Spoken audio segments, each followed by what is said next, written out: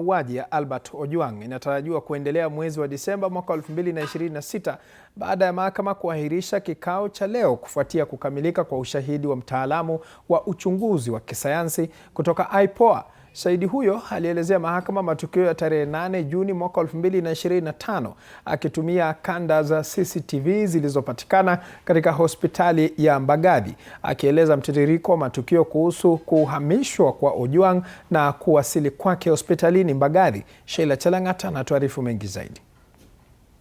Ya tatu, kesi ya mauaji ya Albert Ojwang iliendelea kusikizwa huku mahakama ikionyeshwa kanda za CCTV zilizotolewa katika hospitali ya Mbagathi. Mkuu wa kitengo cha uchunguzi wa kisayansi wa IPOA Joshua Mutua akielezea mahakama yaliyotukia baada ya maafisa wa polisi kumsafirisha Albert Ojwang kutoka kituo cha polisi cha Central hadi hospitalini Mbagathi mapema asubuhi tarehe 8 Juni mwaka 2025. The arrival of the police vehicle at the casualty area. You can see. Kulingana na kanda zilizowasilishwa mahakamani, gari la polisi liliwasili katika eneo la maegesho ya dharura la hospitali ya Mbagathi saa 7:35 usiku.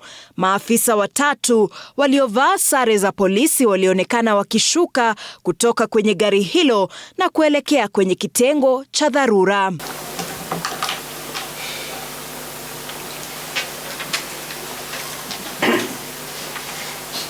Dakika chache baadaye, maafisa hao walirejea wakisukuma machela kuelekea kwenye gari hilo. Saa 7:59 usiku, kamera za CCTV ziliwarekodi maafisa hao wakimweka Ojwang juu ya machela kabla ya kumsukuma kuelekea kitengo cha dharura. Hizi zikiwa ni dakika 23 baada ya kuwasili hospitalini. Kanda hii ikionyesha Ojwang akiwa juu ya machela, mwili wake ukiwa umefunikwa kwa kitambaa cheupe huku kichwa chake pekee kikisalia kuonekana. Dakika 12 baadaye, saa 8:11 usiku, machela hiyo inaonekana ikisukumwa kuelekea kwenye gari la polisi. Muda mfupi baadaye, gari hilo linaondoka ndani ya eneo la hospitali.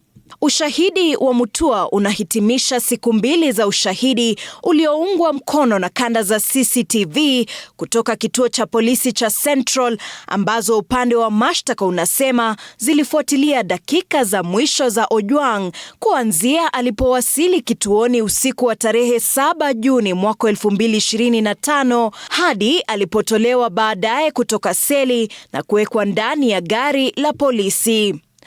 It is worth noting that all this time they were proceeding to casualty area, the vehicle was unmanned.